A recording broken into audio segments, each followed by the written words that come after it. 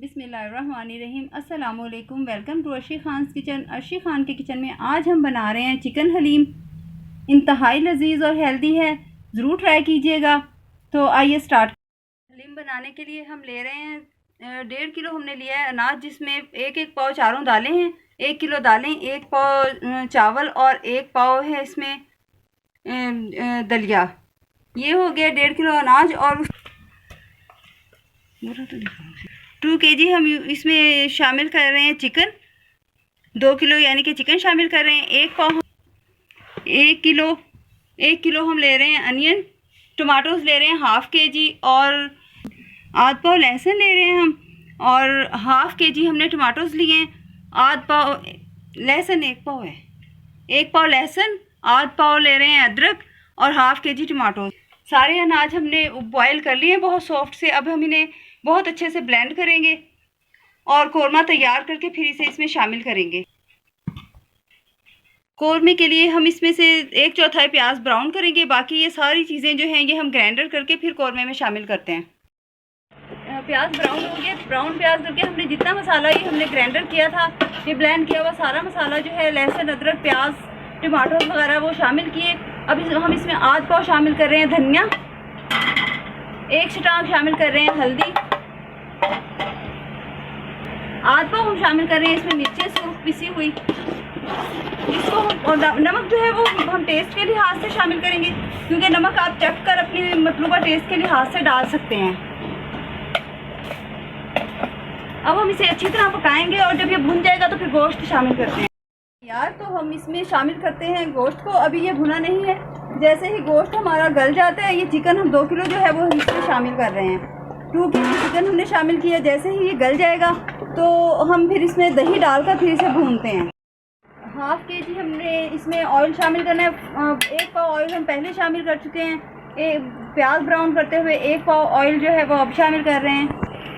हम इसे कौरमे को बहुत अच्छी तरह से भून लेंगे। अगर ये ज़रा सा भी इसमें कच्चापन रहा तो ये हल्दी की स्मेल जो है वो उसमें से हलीम में हल्दी की स्मेल जो है वो अच्छी नहीं लगेगी, इसलिए इसे बहुत अच्छी तरह से हमने भून लेना। भूनने के बाद इसको हमने हैंड ब्लेंडर हो आपके पास, ग्राइंडर में करें या जिस भी चीज़ से, जो चीज़ आपके पास अवेलेबल है, घोटना है, जिससे भी आप कर सकते हैं। इसको बिल्कुल रेशा करना है हमने। रेशा करके गोश्त का बिल्कुल पहले हम इसे भूनेंगे, फिर इसको रेशा करेंगे और उसके बाद इसे जो हमने हलीम का सारा अनाज ब्लेंड किया है बहुत फाइन, बिल्कुल कुछ भी दाना उसमें मोटा नहीं छोड़ना है, फिर हम उसे शामिल करके तकरीबन 1-1.5 घंटा पकाएंगे। जितना ज़्यादा हम उसे पकाएंगे उतना ही इसका जो है टेस्ट वो इन्हेंस हो। जब ये बिल्कुल भुनने के करीब आ जाएगा फिर हम इसमें योगर्ट शामिल करेंगे। 1/2 kg हम इसमें दही का इस्तेमाल कर रहे हैं। 1/2 kg दही शामिल कर रहे हैं। दही शामिल करके हम इसे बहुत अच्छी तरह से भूनेंगे और जब ये भून जाएगा फिर हम इसमें ब्लेंड किए हुए सारे अनाज शामिल करेंगे। ये कौरमा हो गया हमारा बिल्कुल तैयार। अब हम इसको करते हैं मैश। किसी भी चीज़ से कर लें, ग्राइंडर में, ब्लेंडर में, हैंड ब्लेंडर से, जो चीज़ भी आपके पास है आप उससे इसे ब्लेंड करें। और जो हमने सारे अनाज ब्लेंड किए उनमें इन्हें मिक्स करके 1 घंटा पकाते हैं। मैश हो गया सारा, ये हमने मैश कर लिया। अब इसको हमने पतीले में डाल दिया है। इसके छींटे बहुत उड़ते हैं पकाते हुए, ज़्यादा क्वांटिटी हो तो तब भी आप इसको किसी बड़े बर्तन में डालें जिसके बेस से आपका हाथ ऊंचा हो काफ़ी।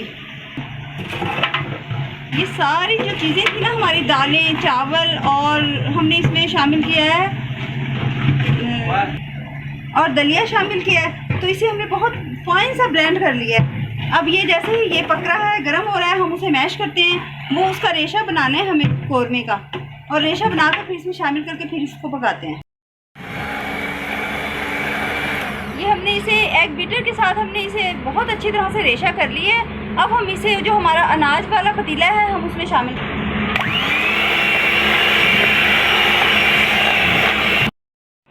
ये अब हम इसे इसमें शामिल कर रहे हैं और इसे ना 1 घंटे तक तकरीबन बहुत अच्छी तरह से अब ये पक रहा है। इस तरह हमने इसे 1 घंटा तक पकाना है। हमने स्पाइसेस इसमें अच्छे खासे इस्तेमाल किए, स्पाइसी है।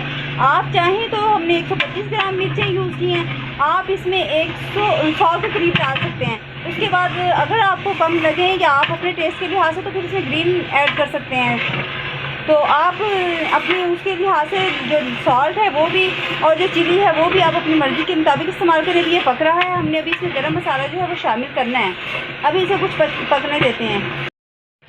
हलीम हमारा पककर बिल्कुल तैयार होने के करीब है। अब हम इसमें शामिल कर रहे हैं 3 टेबलस्पून जो है वो गरम मसाला, मिक्स गरम मसाला पिसा हुआ।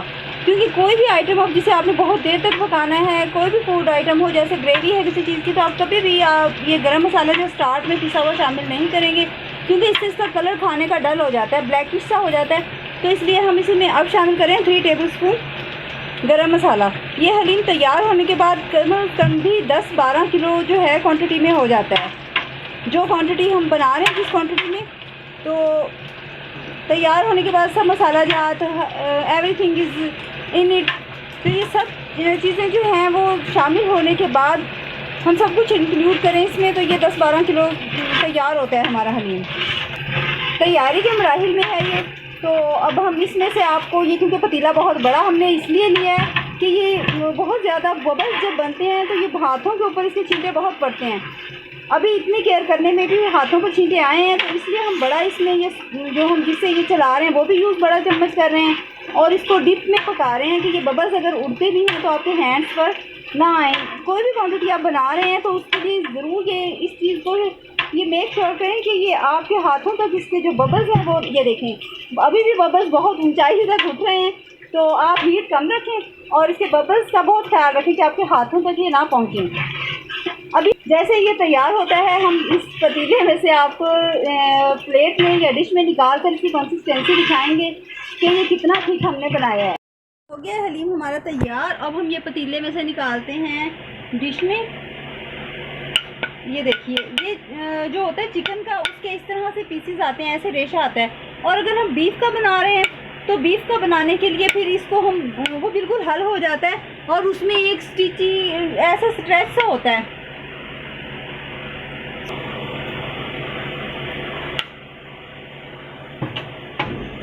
ये देखिए, ये ज़बरदस्त सा इसका टेक्सचर देखिए, बहुत लजीज होता है, बहुत टेस्टी होता है। क्योंकि हमने ये जो मीट की क्वांटिटी है वो इससे ज़्यादा रखी है, और आप जितना भी चाहें इसमें मीट आप ऐड कर सकते हैं, क्योंकि जितना ज़्यादा इसमें मीट होगा उतना ही ज़्यादा टेस्ट इसका बहुत ज़्यादा बेटर होगा। लीजिए जी, हलीम हमारा हो गया बिल्कुल तैयार। ये प्लेट में निकाल कर हमने गार्निश कर दिया इसे। तो आप इसे ज़रूर ट्राई कीजिएगा, बहुत लजीज है, बहुत हेल्दी है। इंशाल्लाह ताला नेक्स्ट रेसिपी के साथ हाजिर होंगे। हमें इजाज़त दीजिए, और हमारी इस रेसिपी को लाइक करना और चैनल को सब्सक्राइब करना मत भूलिएगा। इजाज़त दीजिए, अल्लाह।